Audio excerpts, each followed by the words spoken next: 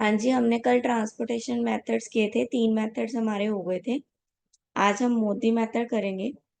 Modi method is very important. ये mostly आ जाता है एग्जाम में और इजी भी है।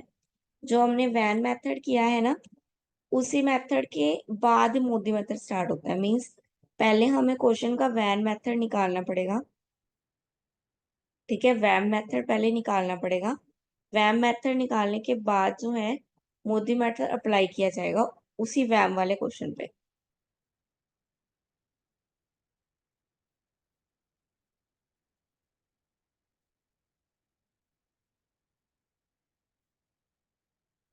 Problem by using one of the three method, मतलब तीनों मेथड में से हम लोग को कोई एक मेथड को यूज करना है और इनिशियल बेसिक फिजिबल सॉल्यूशन निकालना है। तो आज हम लोग वोगल्स अप्रोक्सीमेशन मेथड को यूज करेंगे। तो वोगल्स अप्रोक्सीमेशन मेथड यूज करने से पहले हम लोग पहले ये चेक करेंगे कि हमारा जो ये ट्रांसपोर्टेशन का टेबल है वो बैलेंस्ड है या अनबैलेंस्ड है। तो चलिए पहले चेक करते हैं। उसके लिए पहले हम लोगों को टोटल सप्लाई और टोटल डिमांड निकालना पड़ेगा। बैलेंस और अनबैलेंस आपको पता है ना कैसे निकालना है? हाँ जी, बताओ, बैलेंस्ड है या अनबैलेंस्ड है?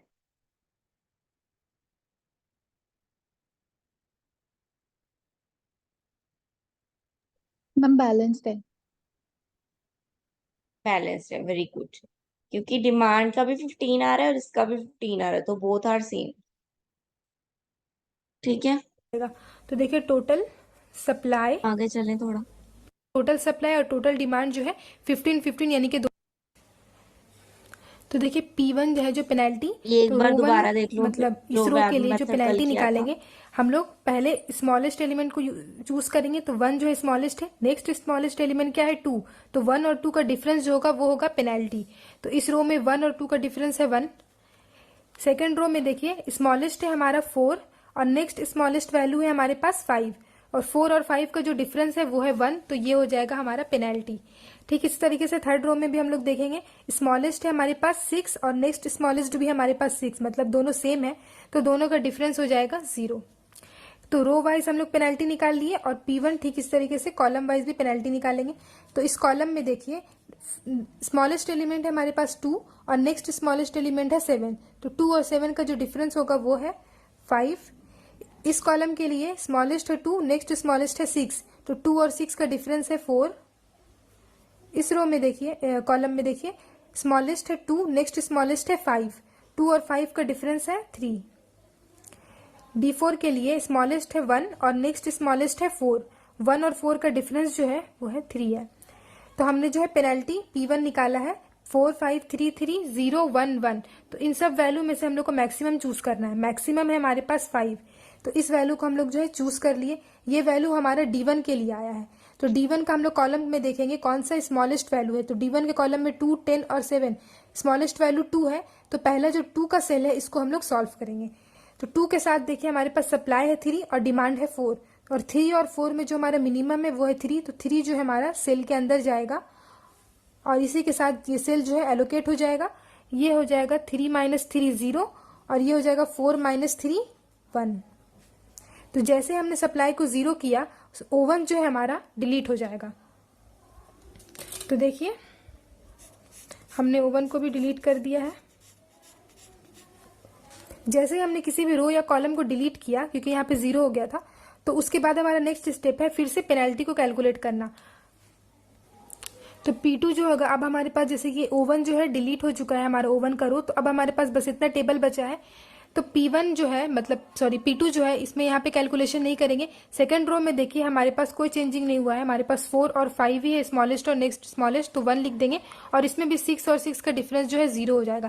क्योंकि हमने रो को डिलीट किया है इसलिए हम लोग को यहाँ पे जो है इस वाले में चेंजिंग आएगा। तो यहाँ पे P2 के लिए देखिए ये 2 तो डिलीट हो गया है, तो अब इन दोनों में से देखिए हम इन दोनों दो ही वैल्यू है, दोनों का डिफरेंस आया है हमारे पास 3, इन दोनों का डिफरेंस है 2 क्योंकि ये स्मॉलेस्ट है और ये नेक्स्ट स्मॉलेस्ट है। 5 और 6 इसका डिफरेंस हो जाएगा 1 और 4 और 8 इसका डिफरेंस हो जाएगा 4। अब देखिए 3 2 1 4 और 0 और 1 है, इन सब में हमारा मैक्सिमम वैल्यू है 4। तो 4 को हम लोग जो है चूज करेंगे। 4 वैल्यू आया है हमारे D4 के लिए, तो D4 के कॉलम में देखिए हमारे पास दो वैल्यू है 4 और 8। 4 और 8 में से हम लोग जो मिनिमम है उसको चूज करेंगे, तो 4 को चूज कर लिए। अब इस सेल के साथ देखिए हमारे पास सप्लाई है 7 और डिमांड है 4, तो 7 और 4 में से मिनिमम है 4, तो 4 जो है हमारा सेल के अंदर जाएगा और इसी के साथ ये सेल एलोकेट हो जाएगा। 4 - 4 हो जाएगा 0 और 7 - 4 हो जाएगा 3। अब जैसे ही ये 0 हुआ हमारा डिमांड, हम लोग जो है ये 0 हुआ, तो इसके साथ हम लोग को जो D4 का कॉलम है उसको डिलीट कर देंगे। तो ये वाला कॉलम को भी हमने डिलीट कर दिया। जैसे ही हमने डिलीट किया, नेक्स्ट स्टेप है फिर से पेनल्टी कैलकुलेट करना। अब P3 में देखिए ये O1 तो हम लोग का डिलीट हो चुका है, तो यहाँ पे कैलकुलेशन नहीं करेंगे। इसमें देखिए हमारा जो है कॉलम डिलीट हुआ था, तो हम लोग को इसमें ये जो हम लोग कॉलम कर रहे हैं इसमें चेंजिंग आएगा। तो देखिए इसमें अब जो हमारे पास टेबल बचा, इसमें O2 के लिए हमारे पास स्मॉलेस्ट है 5 और नेक्स्ट स्मॉलेस्ट है 8। 5 और 8 का डिफरेंस है 3, यहाँ लिख देंगे 3। और इसमें 6 और 6 ही है, स्मॉलेस्ट और नेक्स्ट स्मॉलेस्ट, तो इसका डिफरेंस हो जाएगा 0। अब हम लोग दें कॉलम वाइज, देखिए कॉलम वाइज हम लोग को यहाँ पे 3 ही आएगा। इन दोनों के लिए हमारे पास 2 आएगा डिफरेंस, और इन दोनों के लिए हमारे पास डिफरेंस 1 आएगा। क्योंकि D4 हमने डिलीट कर दिया है तो हम इसमें कैलकुलेशन नहीं करेंगे। अब देखिए हमारे पास 3, 2, 1, 0 और 3 है, तो हमारे पास मैक्सिमम वैल्यू जो है 3 है। 3 हमारे पास जो है दो जगह पर है, तो हम लोग दोनों में से किसी एक को जो है रैंडमली चूज कर सकते हैं। तो चलिए इस 3 को जो है चूज कर लेते हैं। तो जैसे ही हमने ये 3 को चूज किया, हम देखेंगे ये 3 O2 के साथ है, तो इस रो में देखिए हमारे पास 3 एलिमेंट है 10, 8 और 5। इन तीनों में से स्मॉलेस्ट है हमारे पास 5, तो 5 का जो सेल है उसके साथ हमारे पास सप्लाई है 3 और डिमांड है 4, और 3 और 4 में से मिनिमम है 3, तो हम लोग 3 को अंदर लिख देंगे। इसके साथ 3 - 3 हो जाएगा 0 और 4 - 3 हो जाएगा 1। अब जैसे ही हमने इसको 0 किया, ये हमारा O2 जो है उसको हम लोग डिलीट कर देंगे। तो O2 को हमने डिलीट कर दिया। फिर से हम लोग जो है पेनल्टी कैलकुलेट करेंगे P4। P4 में देखिए हमारे पास जो है फर्स्ट 2 रो जो है डिलीट हो चुका है, तो इन दोनों के लिए कैलकुलेशन नहीं होगा। थर्ड रो में हमारे पास स्मॉलेस्ट है 6, नेक्स्ट स्मॉलेस्ट है 6, दोनों का डिफरेंस 0। अब यहाँ पे कॉलम वाइज हम लोग पेनल्टी जो कैलकुलेट करेंगे, उसमें ये दोनों तो ऑलरेडी डिलीट हो चुका है। अब कॉलम में हमारे पास एक ही एलिमेंट बचा है, तो इसी को जो है हम लोग पेनल्टी मान लेंगे। और यहाँ पे भी है एक एलिमेंट 6, इसमें भी एक ही एलिमेंट है 6, और ये वाला जो है कॉलम डिलीट हो चुका है। अब देखिए हमारे पास P4 में मैक्सिमम वैल्यू है 7, तो 7 को हम लोग जो है चूज करेंगे। जैसे ही हमने 7 को चूज किया, 7 हमारा D1 के लिए, तो D1 में एक ही एलिमेंट है 7, इसी सेल को सॉल्व करेंगे। तो 7 के साथ हमारे पास सप्लाई है 5 और डिमांड है 1। 5 और 1 में से मिनिमम है हमारे पास 1, तो 1 जो है हम लोग के सेल के अंदर जाएगा, और ये 1 - 1 हो जाएगा ये 0, और ये 5 - 1 हो जाएगा 4। तो जैसे ये 0 हुआ, ये जो हमारा D1 है का कॉलम है उसको हम लोग डिलीट कर देंगे। तो ये ऑलरेडी डिलीटेड है, तो ये वाला भी और हम लोग डिलीट कर दिए। अब हम लोग के पास है फिर से पेनल्टी कैलकुलेट करना। P5 में देखिए हमारे पास जो है O1 और O2 का जो रो है वो डिलीट हो चुका है, और इस थर्ड रो में जो है 6 और 6 है, दोनों का डिफरेंस 0 कर देंगे। और यहाँ पे भी जो हम लोग P5 निकालेंगे कॉलम वाइज, तो ये रो जो है डिलीट हो चुका, कॉलम डिलीट हो चुका है, और ये कॉलम भी डिलीट हो चुका है। और सेकंड और थर्ड कॉलम के लिए हमारे पास एक एक वैल्यू है, तो इसी को लिख देंगे। अब हमारे पास देखिए 6 और 6 जो है दो वैल्यू है, दोनों इक्वल है, तो किसी एक को चूज कर लेंगे। तो चलिए इसको चूज कर लेते हैं। तो जैसे इसको चूज किया, ये हमारा D2 के लिए, D2 के कॉलम में अब एक ही वैल्यू बचा है, इसी को सिलेक्ट करेंगे। और हमारे पास इसके साथ सप्लाई है 4, डिमांड है 3, तो 4 और 3 का जो हमारे पास मिनिमम है जिसमें से 3 है, तो 3 हम लोग इसको लिख देंगे। और ये 3 - 3 हो जाएगा 0, और 4 - 3 हो जाएगा 1, तो ये 4 हो जाएगा 1। और जैसे ये 0 हुआ, ये D2 को हम लोग डिलीट कर देंगे। तो D2 को हमने पूरा डिलीट कर दिया। अब हम लोग को पेनल्टी कैलकुलेट करने का जरूरत नहीं है, क्योंकि हमारे पास तो बस एक ही सेल बचा है, इसी के लिए सॉल्व करेंगे। तो इसमें देखिए 6 है, 6 के साथ सप्लाई है 1 और डिमांड है 1, तो दोनों इक्वल होगा ऑब्वियसली, क्योंकि ये जो है लास्ट सेल है और हमारा जो टेबल है वो तो बैलेंस था। तो ये 0 हो गया, और ये जो है 6 के साथ 1 जो है एलोकेट हो गया। अब जो हमारे पास देखिए एलोकेटेड सेल आया है वो first, second, third, fourth, fifth और सिक्स्थ, 6 एलोकेशन आए हमारे पास। और इससे हम लोग इनिशियल बेसिक फिजिबल सॉल्यूशन निकालेंगे। तो फ्रेंड्स देखिए हमने यहाँ पे लिखा है finally the initial basic feasible solution is given below. तो हमने ये जो टेबल है हमने फ्रेश यहाँ पे लिख दिया है, और हमने एलोकेशंस भी जो जो जगह पर आए थे उसको भी लिख दिया है। अब हम लोग लिखेंगे यहाँ पे नंबर ऑफ ऑक्युपाइड सेल। तो यहाँ लिखेंगे since the number of occupied cell. Number of occupied cell का मतलब जो है नंबर ऑफ एलोकेशंस आए हैं हमारे पास। तो यहाँ पे नंबर ऑफ एलोकेशंस कितने हैं, 1 2 3 4 5 6 एलोकेशंस आए हैं हमारे पास। और क्या देखना है हम लोगों को, ये 6 जो है m प्लस n माइनस 1 के इक्वल है या नहीं। m क्या है हमारे पास, O1 O2 O3। m का वैल्यू है 4। यहाँ पे देखिए ये जो है, ये जो होता है O m होता है और d जो होता है वो n तक होता है। मतलब ये D1 D2 D3 dn तक जाएगा और O जो है m तक जाएगा। तो m प्लस n माइनस 1 जो है नंबर ऑफ एलोकेशंस है या नहीं। तो m plus n minus 1 equals to क्या होगा, m का वैल्यू है हमारे पास 3 प्लस n का वैल्यू है हमारे पास 4 और माइनस 1 यहाँ पे 6 है। तो नंबर ऑफ एलोकेशंस जो है हमारे पास m प्लस n माइनस 1 है। और क्या चेक करना है हम लोगों को, जो हमारा जो एलोकेशंस का जो पोजीशन है वो इंडिपेंडेंट पोजीशन है या नहीं। तो देखिए ये एलोकेशंस यहाँ पर है, तो अगर हम लोग इससे चलना स्टार्ट करेंगे तो यहाँ तो जा नहीं सकता, ये वाला जो है चल के इधर आएंगे, उसके बाद फिर हम लोग इधर जा सकते हैं, इधर जा सकते हैं, फिर ऊपर जा सकते हैं, फिर इधर जा सकते हैं। हम लोग वापस घूम के इस पोजीशन पे नहीं आ सकते। तो अगर हम लोग इस क्लोज पाथ फॉर्म नहीं कर पा रहे तो इसका मतलब जो एलोकेशन है वो इंडिपेंडेंट है। अगर हम लोग वापस घूम के इस पोजीशन पर आ जाएंगे तो हम लोग बोलेंगे कि ये नॉन इंडिपेंडेंट है। तो हम लोग यहाँ पे लिख देंगे एंड दी ऑक्युपाइड। 香港海運週將於11月17至23日舉行，包括逾50項活動。海運週開幕禮、世界航商大會、亞洲物流航運及空運會議、香港全球航運貿易高峰會，探討航運新發展，航向綠色未來。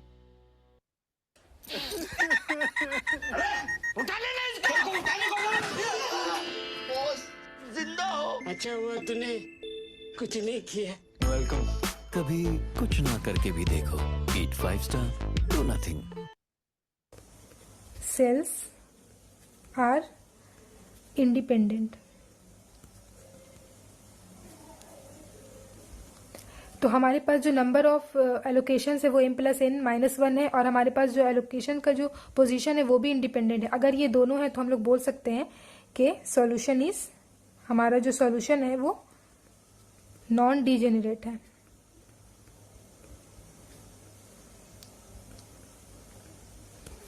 तो हम लोग बोल सकते हैं सॉल्यूशन नॉन डिजेनरेट है।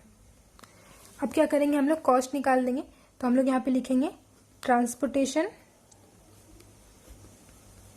हाँ जी मुस्कान, समझ में आ रहा है? मोदी मेथड लगा रहे हैं अभी ये। हाँ जी ma'am. Cost is given by, तो देखिए ट्रांसपोर्टेशन का कॉस्ट क्या हो जाएगा, हमारे पास जो एलोकेशंस आए उन दोनों वैल्यू को जो है मल्टीप्लाई करते हुए ऐड करते चले जाना है। तो फर्स्ट है हमारे पास यहाँ पे 2 इंटू 3 प्लस सेकेंड है हमारे पास allocation 5 into 3 plus 4 into 4 plus 7 into 1 plus 6 into 3 plus 6 into 1। तो हमने यहाँ पे जो है लिखा है, इसके बाद हम लोग इसको कैलकुलेट करेंगे तो ये वैल्यू आ जाएंगे हमारे पास 6 plus 15 plus 16 plus 7 plus 18 plus 6, सबको ऐड कर देंगे तो ये वैल्यू आएगा हमारे पास 68।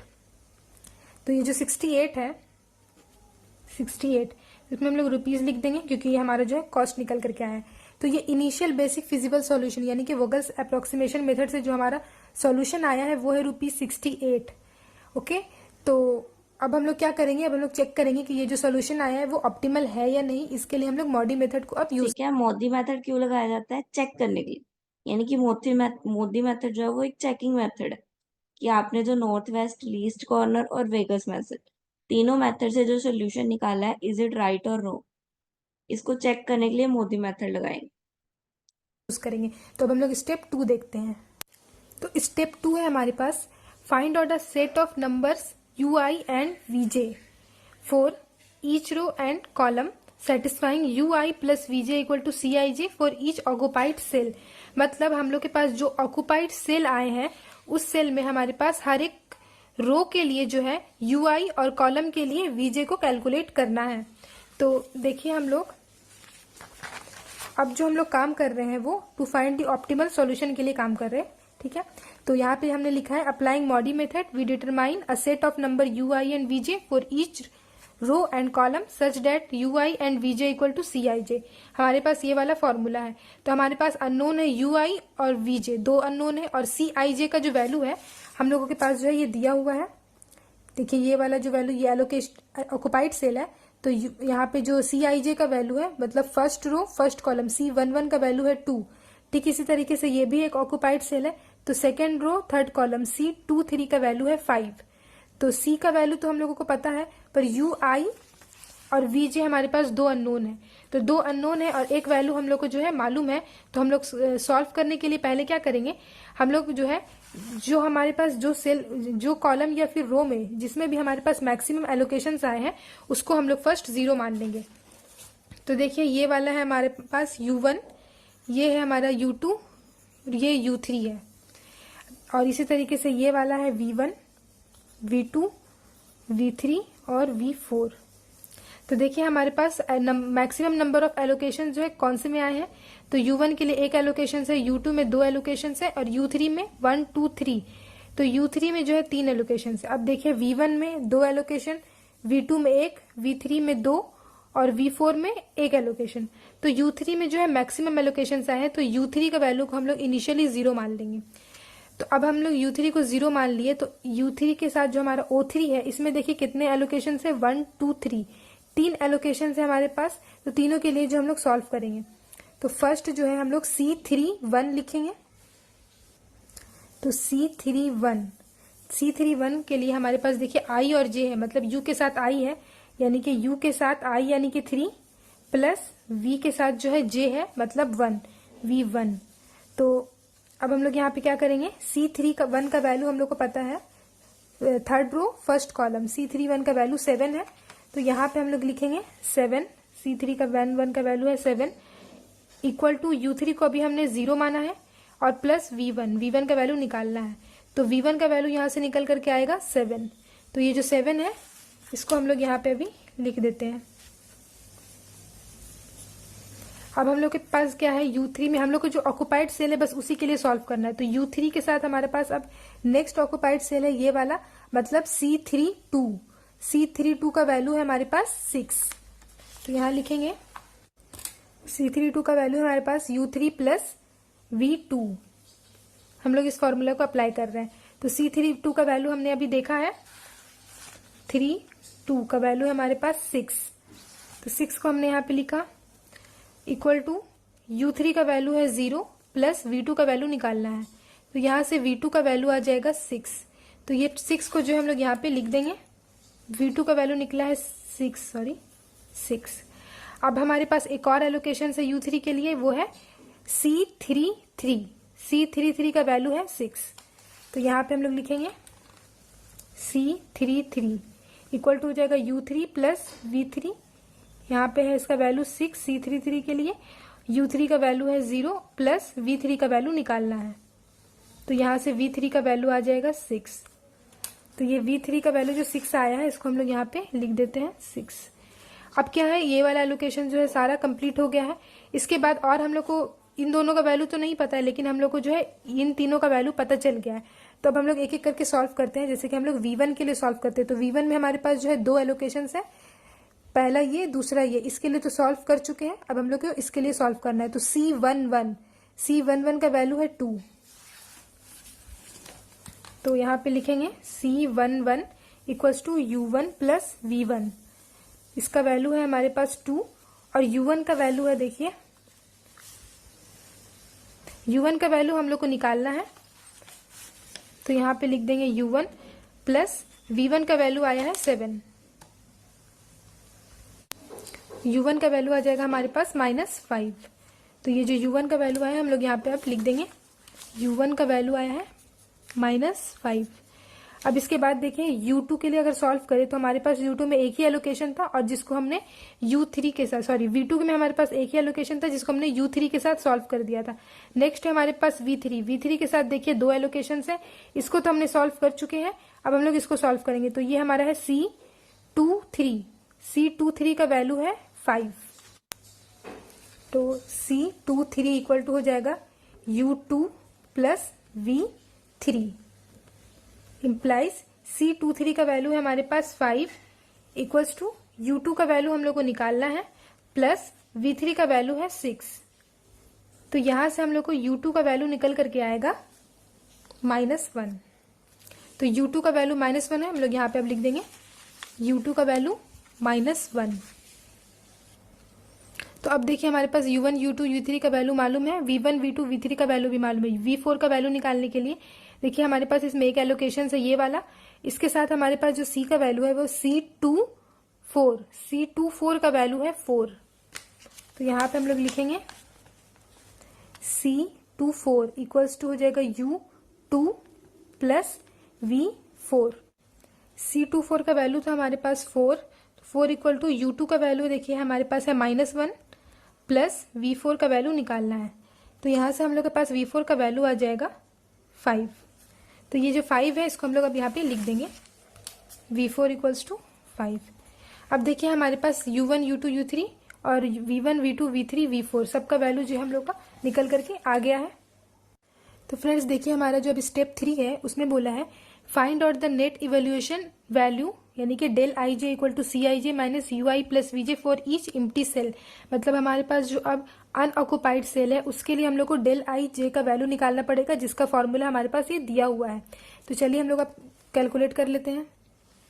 फ्रेंड्स यू आई और प्लस वी जे यानी कि सी आई जे का वैल्यू जो है हम लोग ऑक्युपाइड सेल के लिए सॉल्व कर रहे थे और हम लोग इसका वैल्यू जो है हर एक रो और हर एक कॉलम के लिए निकाल रहे थे। अब हम लोग को क्या करना है, हम लोग को डेल आई जे का वैल्यू को कैलकुलेट करना है। तो देखिए हमने यहाँ पे लिख के रखा है, हम लोग को जो है अब डेल आई जे का वैल्यू को कैलकुलेट करना है जिसका फॉर्मूला है c I J minus you I plus we j. और ये जो है हमने जो हमारा टेबल था उसको बना लिया है। तो डेल आई जे का जो वैल्यू होगा वो हमारा सिर्फ अनऑक्युपाइड सेल के लिए होगा। मतलब इस जैसे ये हमारा अनऑक्युपाइड सेल है तो इस सेल में जो डेल आई जे का वैल्यू होगा वो इस सेल के लिए होगा। लेकिन यू आई और वी जे का वैल्यू जो था वो हमारे हर एक कॉलम के लिए और हर एक रो के लिए था। तो डेल आई जे का जो फॉर्मूला है उसको हम लोग यहाँ पे लिखते हैं पहले। Del I j equals to C I J minus you I plus we j. तो हमारे पास जो पहला अनऑक्युपाइड सेल है वो कौन सा है, ये वाला। ये ऑक्युपाइड है, ये अनऑक्युपाइड सेल है। मतलब इसके लिए हम लोग को फाइंड आउट करना है। तो ये कौन सा है, इसमें सी आई जे का वैल्यू है 2, मतलब फर्स्ट रो सेकेंड कॉलम, यानी कि फर्स्ट रो सेकेंड कॉलम, यानी कि हम लोग निकाल रहे हैं डेल 1 2 के लिए।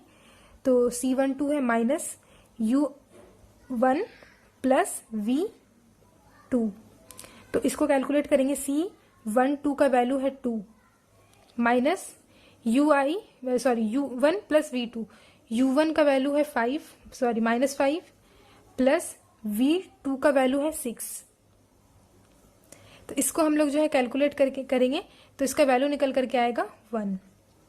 तो ये 1 जो है हम लोग यहाँ पे इस सेल के लिए निकाले हैं। तो यहाँ पे लिख देते हैं डेल इक्वल टू 1। फाइन। अब हम लोग इस सेल के लिए निकालेंगे। तो इस सेल के लिए हमारे पास हम लोग इस सेल को कॉल कैसे करेंगे, फर्स्ट रो थर्ड कॉलम, यानी कि first row third column equal to C13 minus U1 plus V3 equals to इसका वैल्यू है 2 माइनस U1 का वैल्यू है -5 प्लस V3 का वैल्यू है 6। तो इसको कैलकुलेट करेंगे, इसका वैल्यू भी आएगा हमारे पास 1। तो ये 1 जो है हम लोग यहाँ पे लिख देंगे, डेल का वैल्यू आया 1। अब हम लोग का है D4 के लिए कैलकुलेट करना। इसको कॉल कैसे करेंगे, फर्स्ट रो फोर्थ कॉलम, मतलब del 1 4 equal to C14 minus U1 plus V4 equals to C14। देखिए ये सारे डेल ऐसे ही निकाल I रहे have 12 emails, 30 messages, and a proposal due by 10. How am I already underwater? I'm in the same boat. I'm in an actual boat. I thought Grammarly just fixed. तो 10 minus U2 का value है हमारे पास -2 का value है। देखिए then the solution is optimal and a unique solution exist. अगर greater than 0 है तब हम लोग का जो है ऑप्टिमम भी है और यूनिक भी है। अगर ग्रेटर देन और इक्वल टू 0 है तो हमारा सॉल्यूशन जो है वो ऑप्टिमम तो है लेकिन एक अल्टरनेट सॉल्यूशन भी होगा। और थर्ड केस है हमारा, अगर हमारे पास जो डेल आई जे का वैल्यू है कोई भी एक वैल्यू लेस देन 0 हुआ तो हमारा जो सॉल्यूशन है वो ऑप्टिमम नहीं है और हम लोग को नेक्स्ट स्टेप में जाना पड़ेगा। तो चलिए हम लोग डेल आई जे को जो पहले ऑब्जर्व कर लेते हैं कि तीनों केस में से कौन सा केस सेटिस्फाई कर रहा है। तो यहाँ पे देखिए हमारा डेल्टा का जो वैल्यू है यहाँ पे 1 1 1 4 3 और 3 है। इसका मतलब हमारा डेल का जो वैल्यू है सब ग्रेटर देन 0 है। इसका मतलब जो है हमारा सॉल्यूशन जो है वो यूनिक है और ऑप्टिमम है। तो हम लोग यहाँ पे अब बोल सकते हैं कि हमारा जो है मॉडी मेथड से ऑप्टिमल सॉल्यूशन निकल करके आ गया है। फ्रेंड्स, आप लोग जो है डेल्टा का वैल्यू अगर इतना इस तरीके से कैलकुलेट नहीं भी करें तो आप लोग डायरेक्ट जो है ये टेबल बना लिए। इसके बाद क्या करना है, जैसे कि ये हमारा अनऑक्युपाइड सेल है तो इसके लिए हमारे पास u का वैल्यू है -5 और v का वैल्यू है 6। दोनों को पहले ऐड कर दीजिए, मतलब 6 प्लस -5 आ जाएगा 1। जो 1 आया, जो ये 2 है उसको माइनस कर दीजिए, यानी कि 2 - 1 आ जाएगा 1। ठीक इस तरीके से यहाँ पर भी आप लोग कर सकते हैं। u को और v को ऐड कर दीजिए डायरेक्ट और 2 से माइनस कर दीजिए। और इस तरीके से जो है मैंने इस बार डिटेल में दिखा दिया है। तो हम लोग अब यहाँ पे लिख देंगे हमारा सॉल्यूशन जो है ऑप्टिमम है। तो देखिए यहाँ पे लिखे ठीक है, हैं, तीन सिंस ऑल कंडीशन द थी। Del I J greater than 0 the solution is optimum and unique. हाँ जी, 3 कंडीशन थी। अगर तो ग्रेटर देन आता है 0, इट मीन सोल्यूशन ऑप्टिमम भी है और यूनिक भी है। और अगर 0 आता है तो इट मीन सोल्यूशन क्या है, सिर्फ ऑप्टिमम है, लेकिन इसके अल्टरनेटिव्स भी होंगे। थर्ड केस है, अगर लेस देन 0 है, यानी कि माइनस में आ जाते हैं आपके आंसर, इट मीन्स आपका सोल्यूशन अभी ऑप्टिमम सोल्यूशन नहीं निकला है। तो हम ये तीनों चेक करेंगे। जैसे इस केस में सारे पॉजिटिव आए हैं, ठीक है, डेल्टा सारे पॉजिटिव आए हैं, कुछ भी 0 नहीं है और ना ही 0 से लेस देन है। इट मीन्स तो ये हमारा कौन सा ऑप्टिमम सोल्यूशन और यूनिक सोल्यूशन है। अगर यहाँ पे एक भी 0 होता, कोई एक 0 होता, तो ये ऑप्टिमम सोल्यूशन तो होला, लेकिन साथ में क्या होता है, इसका अल्टरनेटिव सोल्यूशन भी होता। ठीक है, हाँ जी, क्लियर है आज का मेथड।